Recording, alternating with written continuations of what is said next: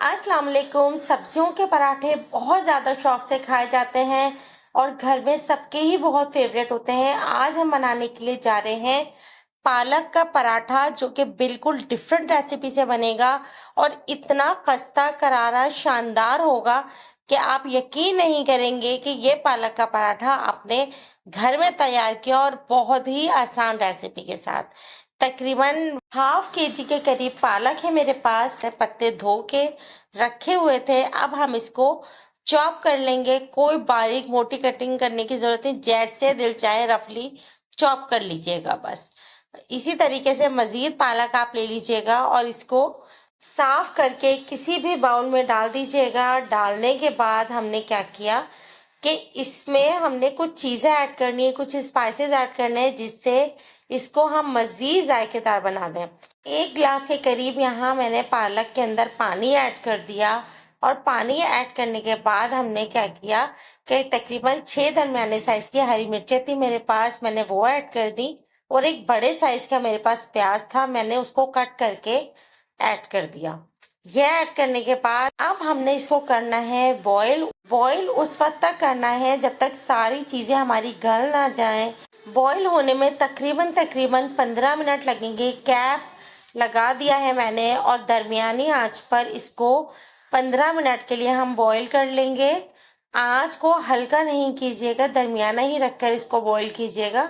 और देखें, दरमियानी आंच पर जब हमने इसे बॉईल किया 15 मिनट, पानी काफी हद तक खुश्क हो चुका है और सारी सब्जियां गल चुकी हैं।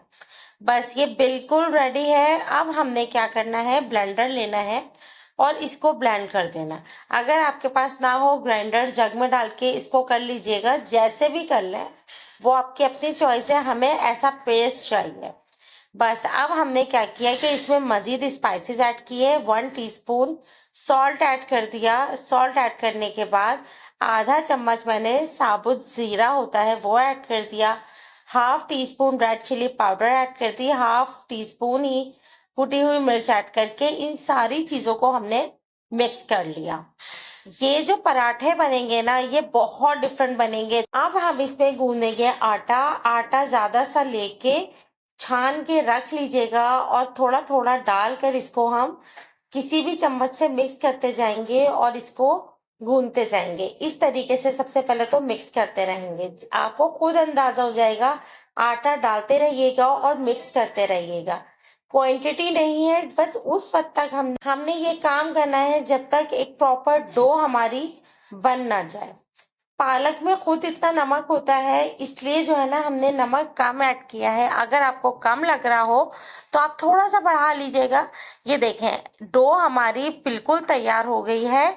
थोड़ा सा हाथों की एंड में मदद से हमने इसको गूंद लेना है ताकि ये मजीद बहुत फाइन हो जाए। मैंने 1 टीस्पून के करीब सॉल्ट ऐड करके इसको इस तरीके से आटे की तरह गूंद लिया। बहुत आसानी से और बहुत क्विक ये बन के तैयार होता है, इसलिए इसमें बिल्कुल मेहनत नहीं है। और ऑयल लगाने से देखें कितना फाइन डो बन के हमारी रेडी हो गई। अब हमने जितना रोटी का पेड़ा लेते हैं, बिल्कुल उसी अंदाज से पेड़ा ले लेना है और बेल लेना है। रेसिपी पसंद आ रही हो तो लाइक ज़रूर कीजिएगा। चैनल पर न्यू हो तो सब्सक्राइब कर लीजिएगा।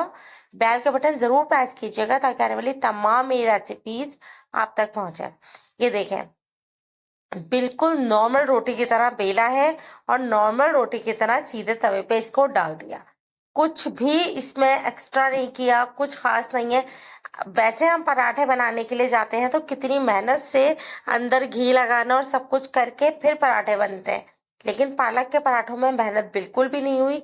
देसी घी हो तो वो इस्तेमाल कीजिएगा, वरना बटर इस्तेमाल कर लीजिएगा, और ये ना हो तो नॉर्मल घी के साथ आप फ्राई कर लीजिएगा। हर सूरत में ये बेहतरीन और जायकेदार बनते हैं। इसको किसी भी चटनी के साथ, रायते के साथ, अचार के साथ आप ट्राई कीजिएगा। ये बहुत मज़े के लगेंगे। और इसको ये नहीं है कि हमने सिर्फ नाश्ते में बनाना है, आप दोपहर के खाने में या रात के खाने में भी बनाएंगे तब भी इसका जायका जो है ना, ये बहुत अच्छा लगता है और बहुत जायके वाले लगते हैं। रेसिपी मुझे यकीन है कि आपको पसंद आई होगी, और पसंद आ गई हो तो चैनल को सब्सक्राइब करना बिल्कुल नहीं भूलिएगा। जब सर्व कीजिएगा तो ऊपर मक्खन ज़रूर डालिएगा ताकि ये इसका जायका दोबारा हो सके। इंशाल्लाह नेक्स्ट रेसिपी में मिलेंगे। अल्लाह हाफ़िज़।